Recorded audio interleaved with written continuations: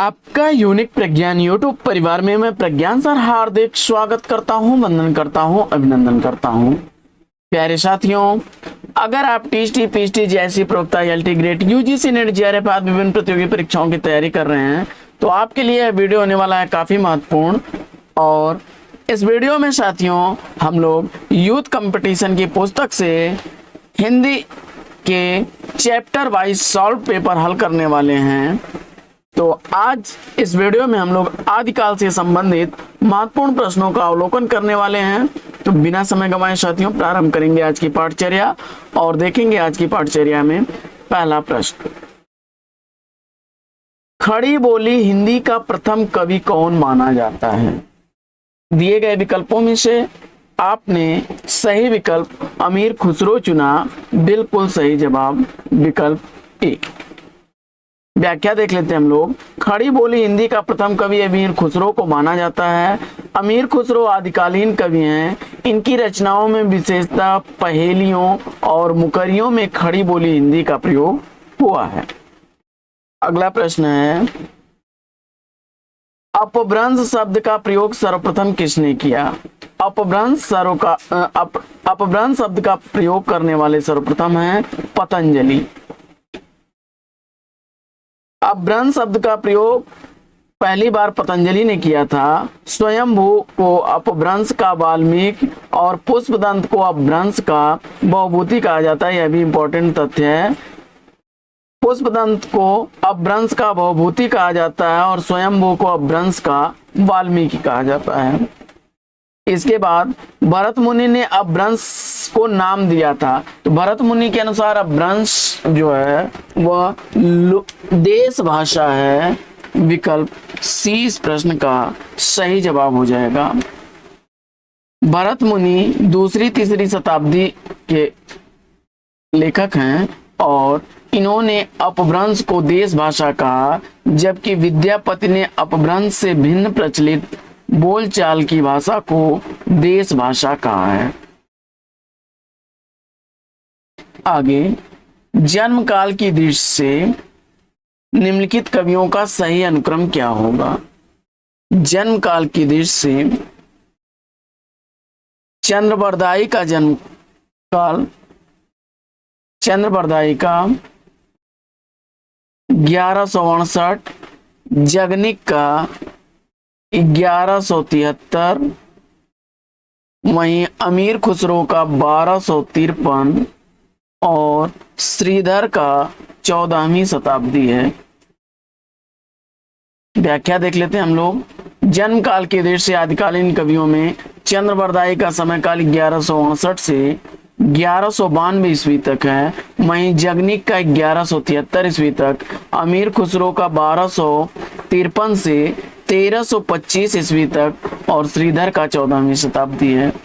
आगे, पृथ्वीराज रासो का रचनाकार कौन है? पृथ्वीराज रासो के रचयिता का नाम चंद्रबरदाई है। अमीर खुसरो ने मुकरियां, पहेलियां, खालिक बारी, दो सुखन, गजल आदि की रचना की। वहीं जगनिक द्वारा लिखा गया परमाल रासो है जो आला खंड के नाम से प्रसिद्ध है। परमाल रासो का रचना काल संवत 1230 ईस्वी है। वहीं नरपति नाल द्वारा लिखा गया प्रसिद्ध ग्रंथ बीसल देव रासो है। अगला प्रश्न है, इनमें से कौन सा ग्रंथ लौकिक चरित काव्य माना जाता है? लौकिक चरित काव्य माना जाता है प्रश्न संख्या 6 का राइट आंसर आपने विकल्प भविष्यत कहा को चुना। तो बिल्कुल सही जवाब। योगसार और परमात्म प्रकाश ये जोइंद की रचनाएं हैं। वहीं पाहुण दोहा राम सिंह की रचना है। अगला प्रश्न है कि नाथ संप्रदाय के प्रवर्तक कौन है? गोरखनाथ आपने उत्तर दिया। बिल्कुल सही जवाब। नाथ संप्रदाय के प्रवर्तक जो हैं वो गोरखनाथ थे। नाथ संप्रदाय के आराध्य जो हैं वो शिव हैं। यह हठ योग की साधना पद्धति पर आधारित है। कुछ विद्वान नाथ संप्रदाय का संस्थापक जो है मत्स्येंद्र या मच्छंदर नाथ को मानते हैं। नाथ पंथ बौद्धों की ब्रजयान शाखा से निकला हुआ माना जाता है। नाथों की संख्या 9 मानी गई है। गोरज सिद्धांत के अनुसार 9 नाथों की संख्या इस प्रकार है: नागार्जुन, जड़ भरत, हरिश्चंद्र, सत्यनाथ, भीमनाथ, गोरक्षनाथ, चरपट, जलंधर और मलयार्जुन। इसके बाद महापुराण के रचनाकार कौन हैं? तो महापुराण ग्रंथ पुष्पदंत की रचना है। महापुराण आदिकालीन ग्रंथ है, इसके रचनाकार पुष्पदंत हैं। पुष्पदंत की अन्य रचनाओं की अगर बात की जाए तो 63 महापुरुष, गुड़ा अलंकार, ऋय कुमार चर्यु, जसहर चर्यु प्रमुख रचनाएं हैं। 63 महापुरुष गुड़ा अलंकार जो है इसी को महापुराण कहा जाता है। यानी 63 महापुरुष गुड़ा अलंकार ग्रंथ और महापुराण ग्रंथ एक ही हैं। पुष्पदंत को हिंदी का भवभूति कहा जाता है। शिव सिंह सेंगर ने पुष्पदंत को भाखा की जड़ कहा है और हिंदी का पहला कवि स्वीकार किया है। अगला प्रश्न है कि राहुल सांकृत्यायन ने हिंदी का पहला कवि किसे माना है? राहुल सांकृत्यायन जी के अनुसार हिंदी के पहले कवि सरापा हैं। सी विकल्प इस प्रश्न का सही जवाब। राहुल सांकृत्यायन ने हिंदी का पहला कवि सरापा को माना है। सरापा का समय काल 769 ईस्वी स्थिर किया। डॉक्टर बच्चन सिंह ने लिखा है कि आक्रोश की भाषा का पहला प्रयोग सरापा में दिखाई देता है। सबरपा सरापा के शिष्य और लुइपा के गुरु थे। आचार्य शुक्ल ने चंद्रबरदाई को हिंदी का प्रथम कवि तथा हिंदी का प्रथम महाकवि और पृथ्वीराज रासो को महाकाव्य माना है। आगे, निम्नलिखित में से कौन श्रेणी कालक्रमानुसार सही है, इसका आपको जवाब बताना है। तो इसमें हुमाण रासो, विशल देव रासो, इसके बाद पृथ्वीराज रासो और हमीर रासो ग्रंथों का सही कालक्रम यही बनेगा। हुमाण रासो दलपत विजय की रचना 9वीं शताब्दी की है। विशल देव रासो 1212 ईस्वी की रचना नरपति नाल की है। पृथ्वीराज रासो 13वीं सदी की रचना चंद्रबरदाई की है और हमीर रासो सारंगधर की रचना है। अगला प्रश्न, इन सिद्धों एवं नाथों में सबसे पुराने कौन हैं? तो सबसे पुराने इसमें मच्छंदर नाथ हैं। विकल्प 20 का सिद्धों एवं नाथों में सबसे पुराने मच्छंदर नाथ हैं। सिद्धों से ही नाथ संप्रदाय की उत्पत्ति होती है, जिसके प्रणेता गोरखनाथ थे। सरापात को हिंदी का प्रथम कवि माना जाता है, जिनकी रचना दोहा कोश है। कड़ापा सिद्धों में सर्वश्रेष्ठ विद्वान तथा सबसे बड़े कवि माने जाते हैं, किंतु इनका कोई ग्रंथ प्राप्त नहीं होता है।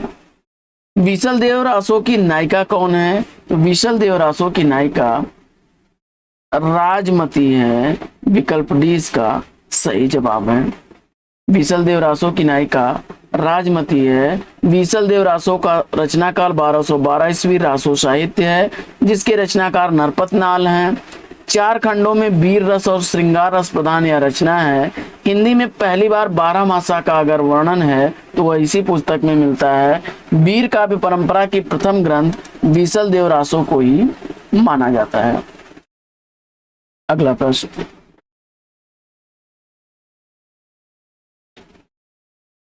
प्रश्न, है कि आदिकालीन रासो साहित्य की प्रमुख प्रवृत्तियों में से कौन सा कथन सही नहीं है? तो इसमें जो है इस साहित्य में राष्ट्र प्रेम का सुंदर चित्रण किया गया है, तो यह कथन जो है रासो साहित्य पर लागू नहीं होती है। विकल्प ए ही इसका सही जवाब हो जाएगा, क्योंकि रासो काल की प्रवृत्तियों में युद्धों का सजीव वर्णन इस इतिहास की अन्यतम विशेषता रही है और इसमें शौर्य और विलासिता का स्वाभाविक और जीवंत चित्रण हुआ है। श्रृंगार रस और वीर रस एक साथ चित्रित हैं, इनकी महत्वपूर्ण विशेषता है, चित्रण की महत्वपूर्ण विशेषता रही है। तो विकल्प ए इस प्रश्न का राइट आंसर है। अगला प्रश्न,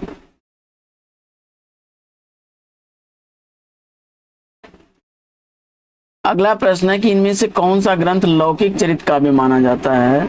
जवाब हो जाएगा विकल्प ए भविष्यत कहा। भविष्यत कहा यह धनपाल की रचना है। इसके बाद योग सार और पाहुण दोहा, ये दोनों रचनाएं जोइंद की हैं। इसके बाद पाहुण दोहा राम सिंह की रचना है। विद्यापति इसमें से किस रचना के आधार पर मैथिल कोकिल कहलाए हैं, इसका आपको जवाब बताना है।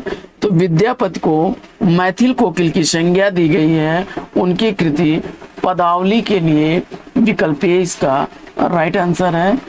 और व्याख्या देख लेते हैं हम लोग। तो विद्यापति पदावली रचना के आधार पर मैथिल कोकिल कहलाए, क्योंकि पदावली की रचना विद्यापति जी ने मैथिली भाषा में की है। कीर्ति पताका कीर्तिलता की रचना विद्यापति ने अवहट्ट भाषा में की है। विद्वानों ने विद्यापति को श्रृंगारी भक्त और रहस्यवादी तीनों रूपों में माना है। विद्यापति को रहस्यवादी मानने वालों में जॉर्ज ग्रियर्सन, नागेंद्र नाथ और जनार्दन हैं। वहीं भक्त कवि मानने वाले बाबू ब्रजनंदन सहाय, श्याम सुंदर दास और हजारी प्रसाद हैं। जबकि इनको श्रृंगारी कवि मानने वाले हर प्रसाद शास्त्री, रामचंद्र शुक्ल, सुभद्रा झा, राम कुमार वर्मा, राम वृक्ष बेनीपुरी, ये लोग विद्यापति को श्रृंगारी कवि मानते हैं। अगला प्रश्न है कि चंदनबाला रास के रचयिता हैं। चंदनबाला रास के रचनाकार कौन है। चंदनबाला रास के रचनाकार आशगु कवि को चुना आपने, तो बिल्कुल सही जवाब। अगला प्रश्न, व्याख्या देख लेते हैं हम लोग। जिनधन सूर्य की प्रमुख रचना स्थूलभद्र रास, विजय सेन सूर्य की रेवंत गिरी रास और जिनदत्त सूर्य की उपदेश रसायन रास और चरचरी काल स्वरूप कुलक। इसके बाद अगला प्रश्न है कि अमावस के घर झिलमिल चंदा, पूनम के घर सूर, नाद के घर व्यंद गर्जय, बाजत अनहद तूर। उपयुक्त काव्यांश में अनहद नाद की स्थिति को व्यक्त करने वाले योगी या संत कौन है, इसका आपको जवाब बताना है। तो जवाब हो जाएगा गोरखनाथ। विकल्प 20 प्रश्न का बिल्कुल सही जवाब। अगला प्रश्न, पृथ्वीराज रासों में कितने समय अथवा सर्ग हैं, और जवाब में आपने 69 बताया, तो बिल्कुल सही जवाब। 69 सर्ग हैं। 68 प्रकार के छंदों का प्रयोग हुआ है और चंद्रबरदाई का प्रिय छंद छप्पय छंद था। शुक्ल ने चंद्रबरदाई को महाकवि और इनकी रचना पृथ्वीराज रासों को महाकाव्य माना है। आगे, भाषा की कसौटी पर यदि ग्रंथ को कसते हैं तो और भी निराश होना पड़ता है, क्योंकि वह बिल्कुल बेठिकाने है। उसमें व्याकरण आदि की कोई व्यवस्था नहीं है। आचार्य शुक्ल का उक्त कथन किस ग्रंथ के संदर्भ में है, तो जवाब हो जाएगा पृथ्वीराज रासों।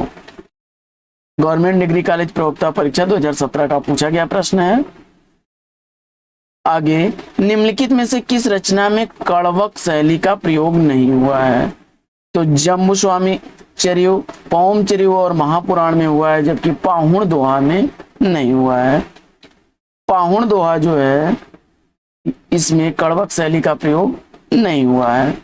अगला प्रश्न है कि सांकेतिक अर्थ रखने के कारण इनकी वाणियों की भाषा को संध्या भाषा कहा गया, तो यह किसके संदर्भ में है, तो सिद्धों की भाषा के संदर्भ में है। विकल्प ए इसका राइट आंसर है। सिद्धों में सबसे पुराने सरहपात थे। इनका अन्य नाम सरोज वज्र और राहुल भद्र भी था। और प्रथम सिद्ध कवि जो है सरापा को ही हिंदी का प्रथम कवि भी लोग मानते हैं।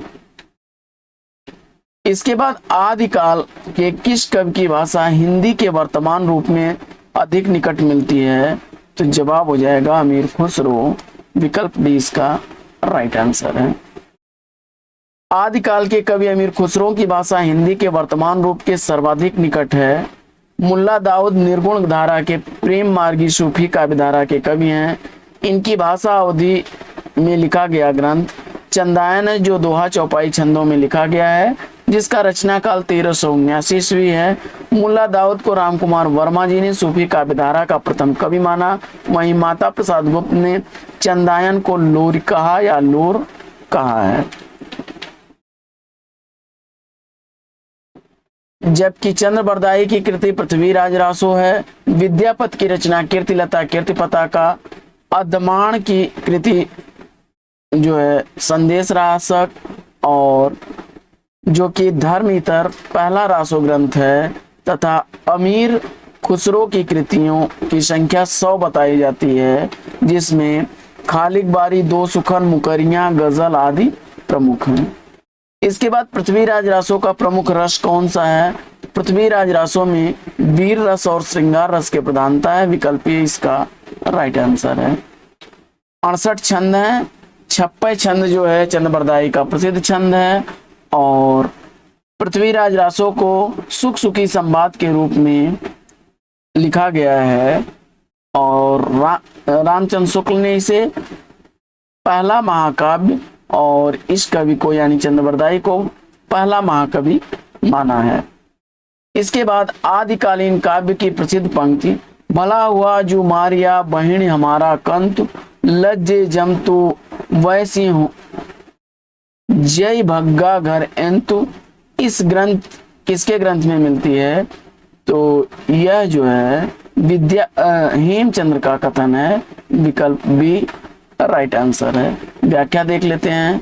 तो आदिकालीन काव्य की यह प्रसिद्ध पंक्ति है कि भला हुआ जो मारिया बहिण हमारा कंत, लज्जे जमतु वैसी हूं जय भग्गा घर एंतु, हेमचंद्र की पंक्ति है। हेमचंद्र गुजरात के सोलंकी राजा सिद्ध राज जयसिंह और उनके भतीजे कुमार पाल के दरबारी कवि थे, और इनकी प्रमुख रचना सिद्ध हेम शब्दानुशासन व्याकरण ग्रंथ है। कुमार पाल चरित, योग शास्त्र, प्राकृतिक व्याकरण, छंदानुशासन, देसी नाममाला कोश प्रमुख रचनाएं हैं। इसके बाद राहुल सांकृत्यायन ने हिंदी का पहला कवि किसे माना है? राहुल सांकृत्यायन के अनुसार हिंदी के पहले कवि जो हैं वह सरापा हैं। विकल्प डी इसका राइट आंसर है। सरापा को राहुल सांकृत्यायन ने पहला कवि माना है, और इनका नाम राहुल भद्र भी है, और इनका चर्चित ग्रंथ दोहा कोश है। शुक्ल ने चंद्र बरदाई को पहला कवि माना, राम कुमार वर्मा ने स्वयंभू को माना है, और शिव सिंह सेंगर ने पुष्पदंत को माना है। बढ़ते हैं आगे और अगला प्रश्न लेते हैं। अगला प्रश्न है कि सिद्धों की वाणियों को हिंदी काव्यधारा के नाम से किसने संग्रहित किया? सिद्धों की वाणियों को हिंदी काव्यधारा नाम से संग्रहित करने वाले महापंडित राहुल सांकृत्यायन जी हैं। अगला,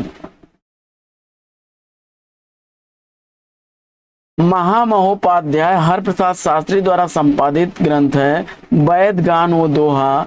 इसमें सरापा और कृष्णाचार्य के दोहे संग्रहित हैं। इसके बाद अगला प्रश्न है कि आदिकाल के कवि सरापात की काव्य परंपरा में विकसित नाथ पंथ के हठ योग का पल्लवन आगे चलकर इसमें से किस कवि में हुआ? तो जवाब हो जाएगा कबीर। अगला प्रश्न, बौद्ध धर्म के सिद्धांतों में देश की बदलती हुई परिस्थितियों के जिन नवीन भावनाओं की सृष्टि की, उन्हीं के परिणाम स्वरूप सिद्ध साहित्य की रूपरेखा तैयार हुई। सिद्ध साहित्य के प्रादुर्भाव विषयक यह कथन इनमें से किसने कहा है? तो जवाब हो जाएगा राम कुमार वर्मा का यह कथन है।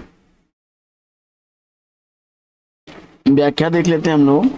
तो बौद्ध धर्म के सिद्धांतों में देश की बदलती हुई परिस्थितियों के जिन नवीन भावनाओं की सृष्टि की, उन्हीं के परिणाम स्वरूप सिद्ध साहित्य की रूपरेखा तैयार हुई। सिद्ध साहित्य के प्रादुर्भाव के विषय में यह कथन राम कुमार वर्मा जी का है। आगे, नागरिक विचारणी सभा से प्रकाशित पृथ्वीराज रासो के संस्करण को प्रामाणिक मानने वाले विद्वान कौन हैं? तो जवाब हो जाएगा विकल्प बी, कर्नल टाड। इसको व्याख्या देख लेते हैं हम लोग। तो पृथ्वीराज रासो को 3 विचारधाराओं में व्यक्त है। कुछ लोग इसको प्रामाणिक मानते हैं, कुछ लोग अप्रामाणिक मानते हैं और कुछ लोग अर्ध प्रामाणिक मानते हैं। तो पृथ्वीराज रासो को प्रामाणिक मानने वालों में देख लेते हैं कौन कौन है। तो श्याम सुंदर दास हैं, मिश्र बंधु हैं, मोहनलाल पांड्या, विष्णुलाल पांड्या और कर्नल टाड हैं। जबकि इसको अप्रामाणिक मानने वालों में रामचंद्र शुक्ल जी हैं, कविराज श्यामल दास हैं, गौरी शंकर हीराचंद ओझा हैं, वूलर हैं और मुरारी दीन हैं। वहीं इसको अर्ध प्रामाणिक मानने वाले में आचार्य हजारी प्रसाद द्विवेदी हैं, डॉक्टर दशरथ ओझा हैं, डॉक्टर सुनीत कुमार चटर्जी हैं और मुनिजिन विजय हैं। अगला, भारतेश्वर बाहुबली रास इसमें से किस काव्यधारा का ग्रंथ है? भारतेश्वर बाहुबली रास ग्रंथ के रचनाकार जो है किस काव्यधारा का ग्रंथ है? यह जैन साहित्य का है ग्रंथ। विकल्प ए इसका राइट आंसर हो जाएगा। और इसके लेखक शालिभद्र सूरि हैं। गणपत चंद्र गुप्त जी ने शालिभद्र सूरि को हिंदी का पहला कवि माना है और आचार्य शुक्ल ने रासो साहित्य का विवरण वीर गाथा काल के अंतर्गत दिया है। शुक्ल ने चंद्रवरदाई को हिंदी का प्रथम महाकवि और इनकी रचना पृथ्वीराज रासो को हिंदी का प्रथम महाकाव्य माना है।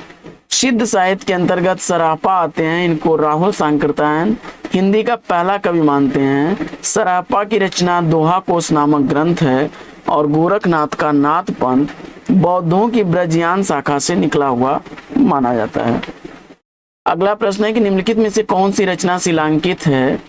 तो शिलांकित कृति इसमें जो है राउरवेल है। विकल्प डी इसका राइट आंसर है। और नक्शी वर्णन परंपरा जो है श्रृंगार की यहीं से प्रारंभ होती है। वर्ण रत्नाकर मैथिली भाषा में लिखा गया ज्योतिश्वर ठाकुर की पहली गद्य रचना मानी जाती है और इसका ढांचा जो है विश्वकोशात्मक है।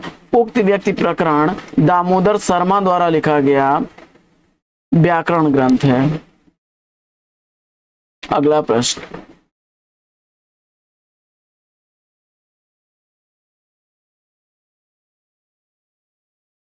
आदिकालीन साहित्य से संबंधित इनमें से कौन सा कथन सही नहीं है? तो दोहा आदिकालीन अपभ्रंश साहित्य का प्रमुख छंद रहा है, यह कथन सही है। दोहा कोशों और चर्या गीतों की भाषा शैली में कोई अंतर नहीं है, यह कथन इसका सही नहीं है। बाकी चर्या पद एक प्रकार के गीत होते हैं जो सामान्य अनुष्ठान के समय गाए जाते हैं और आदिकालीन बौद्ध सिद्धों ने दोहा कोशों के साथ साथ चर्या पदों की भी रचना की है। इसके बाद बढ़ते हैं आगे और रचना और रचनाकार की दृष्टि से कौन सा विकल्प सुमेलित नहीं है? तो इसमें जो है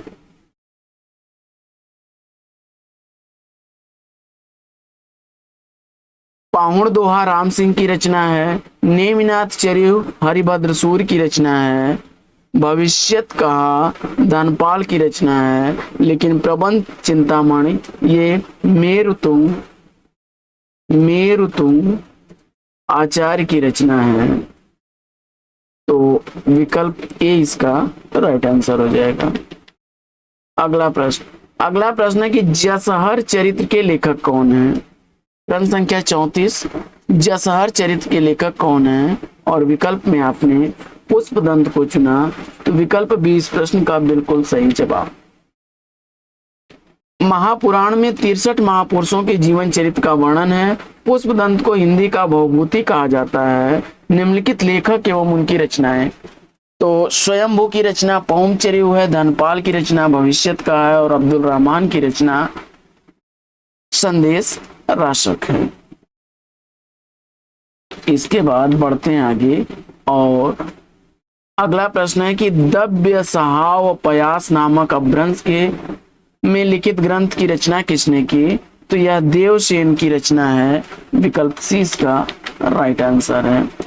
दव्य सहाव पयास नामक अपभ्रंश में लिखित ग्रंथ देवसेन माइल धवल ने की है।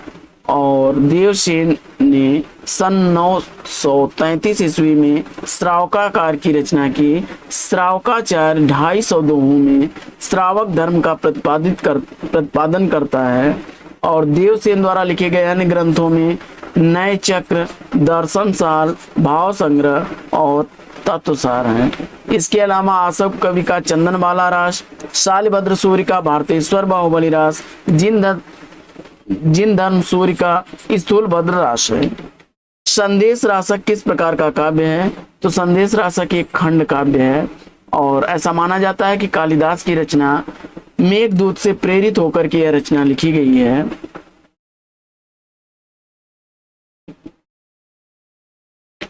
इसके बाद आलवर संतों की संख्या कितनी मानी गई है? तो आलवर संतों की संख्या 12 मानी गई है। और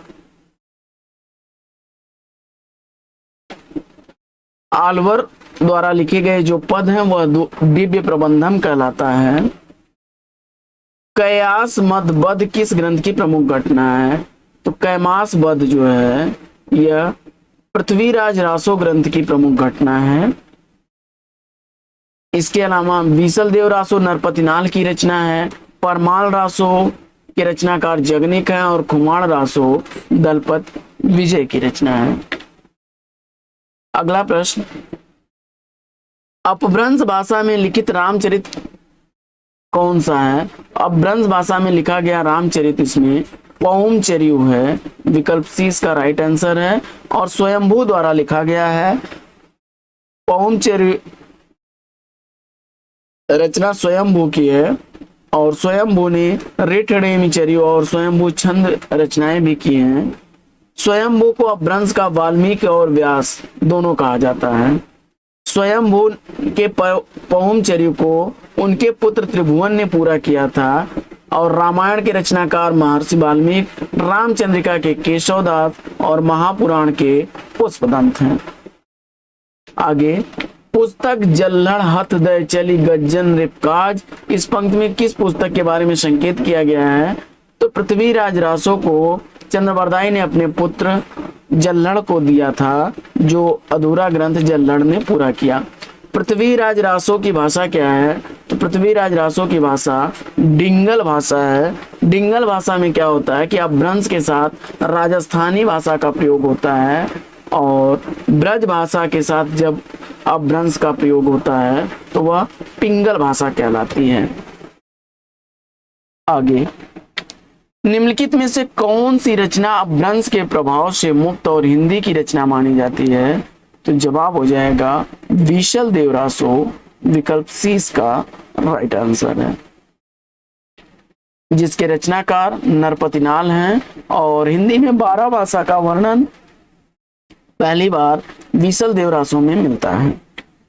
अगला प्रश्न है कि पंडित सल सत्य बखाण देहई बुद्ध वसंत न जाने, यह काव्य पंक्ति किस रचनाकार की है? तो जवाब हो जाएगा सराहपात की। इसके बाद आला उदल नामक वीर सरदारों की वीरतापूर्ण लड़ाइयों का वर्णन किस ग्रंथ में मिलता है? तो जवाब हो जाएगा आला खंड परमाल रासो। परमाल रासो को आलाखंड नाम से पहली बार 1865 ईस्वी में फर्रुखाबाद के तत्कालीन जिलाधीश चार्ल्स इलियट ने प्रकाशित करवाया था। इसके बाद रामकुमार वर्मा ने अपने इतिहास ग्रंथ में हिंदी साहित्य का आलोचनात्मक इतिहास में हिंदी का पहला कवि किसे माना है? तो जवाब हो जाएगा स्वयंभू को। रामकुमार वर्मा ने स्वयंभू को पहला कवि माना है हिंदी का, जबकि सराहपा को राहुल सांकृत्यायन ने पहला कवि माना है और सामान्य रूप से सराहपा ही सर्वमान्य रूप से हिंदी के पहले कवि माने जाते हैं। नाथ साहित्य के आरंभकर्ता कौन है? तो नाथ साहित्य के आरंभकर्ता गोरखनाथ हैं। इसके बाद हिंदी के का पहला महाकाव्य इसमें से कौन सा है? तो जवाब हो जाएगा पृथ्वीराज रासो, जो चंद्रबरदाई द्वारा लिखा गया है। और अगला प्रश्न है कि प्रत्येक देश का साहित्य वहां की जनता की चित्तवृत्ति का संचित प्रतिबिंब होता है, यह कथन किसका है? तो यह कथन है आचार्य रामचंद्र शुक्ल जी का।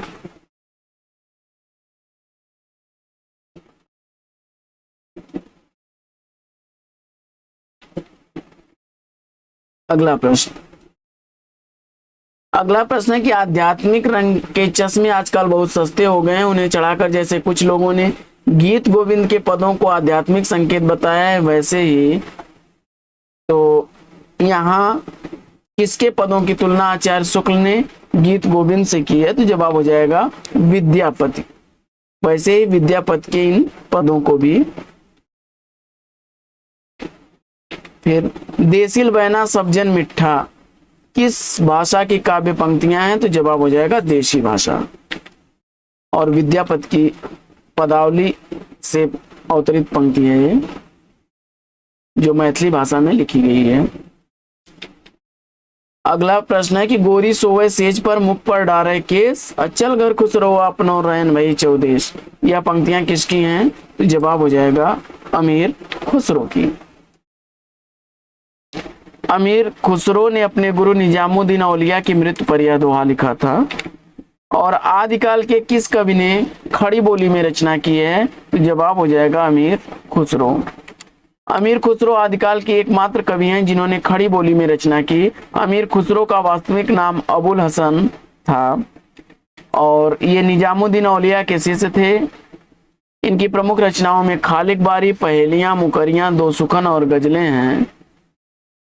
पृथ्वीराज रासों के रचयिता कौन है? तो पृथ्वीराज रासों के रचयिता चंद्रवरदाई हैं। 69 खंड हैं, इसमें 69 अध्याय हैं, समय हैं या सर्ग हैं, जो भी कह लीजिए। इसके बाद 68 छंदों का प्रयोग हुआ है। छप्पयों का इन्हें विशेषज्ञ माना जाता है। हिंदी का पहला महाकाव्य पृथ्वीराज रासो को शुक्ल ने माना है और चंद्रवरदाई को हिंदी का पहला कवि माना है। विद्यापति किसके दरबारी कवि थे? तो विद्यापति जो है तिरहुत के राजा शिव सिंह और कीर्ति सिंह के थे। तो इसमें जो है विकल्प बी राइट आंसर हो जाएगा। इनके गुरु का नाम पंडित हरि मिश्र था और दरभंगा बिहार के बिपसी गांव के निवासी थे विद्यापति। प्रमुख रचनाओं में इनकी कीर्तिलता, कीर्ति पताका, शैव सर्वस्वसार, गंगा वाक्यावली, भू परिक्रमा, पुरुष परीक्षा और पदावली हैं। पदावली मैथिली भाषा में रचित ग्रंथ है और इसी ग्रंथ की प्रसिद्धि के कारण इन्हें मैथिल कोकिल भी कहा जाता है। डॉक्टर बच्चन सिंह ने विद्यापति को जाति कवि भी कहा है। अगला प्रश्न है कि कौन सिद्धों और नाथों की सूची में उभयनिष्ठ है? तो सरहपाद को सिद्ध और नाथ दोनों ही संप्रदाय में गिना जाता है। इसके बाद आलाखंड नाम से प्रसिद्ध रचना कौन सी है? तो परमाल रासो जगनिक द्वारा लिखी गई आलाखंड के नाम से प्रसिद्ध है और 1865 ईस्वी में फर्रुखाबाद के तत्कालीन जिलाधीश चार्ल्स इलियट ने इसे कलेक्ट करके प्रकाशित कराया था। अगला प्रश्न है कि 12 बरिस लोग कुकुर जिए और 13 लोग जिए सियार, बरस 18 छत्री जिए आगे जीवन को धिक्कार। तो यह पंक्तियां जो हैं जगनिक की पंक्तियां हैं, आलाखंड से अवतरित। इसके बाद किस कवि को मैथिल कोकिल कहा जाता है? तो जवाब हो जाएगा विद्यापति को। इसके बाद अगला प्रश्न है कि चंद्रवरदाई किस राजा के दरबारी कवि थे? तो पृथ्वीराज चौहान के। नाथों की कुल संख्या कितनी है? तो नाथों की संख्या 9 है। इन 9 नाथों में नागार्जुन, जड़ भरत, हरिश्चंद्र, सत्यनाथ के बाद भीमनाथ, गोरखनाथ, चरपटनाथ, जलंधरनाथ और मलयार्जुन है। गोरखनाथ का नाथ पंथ बौद्धों की ब्रजयान शाखा से निकला हुआ माना जाता है और नाथ पंथ के प्रवर्तक गोरखनाथ माने जाते हैं। रानी केतकी की कहानी के रचनाकार कौन है? तो यह इंशाअल्लाह खां की कहानी है। इसका एक अन्य नाम उदय भानचरित भी है। चंद्र शर्मा गुलेरी की कुछ कहानियों में, रचनाओं में कछुआ धर्म, मारिस मोही कुठाव, प्रेमचंद की रचनाओं में सेवा सदन, करबला, प्रेम की वेदी, गबन आदि हैं। लल्लू लाल ने उर्दू को यामिनी भाषा कहा है और प्रेम सागर की रचना करते समय यामिनी भाषा को छोड़ने की बात कही थी। अगला प्रश्न है कि आदिकाल में खड़ी बोली को काव्य की भाषा बनाने वाले पहले कवि कौन है? तो जवाब हो जाएगा अमीर खुसरो।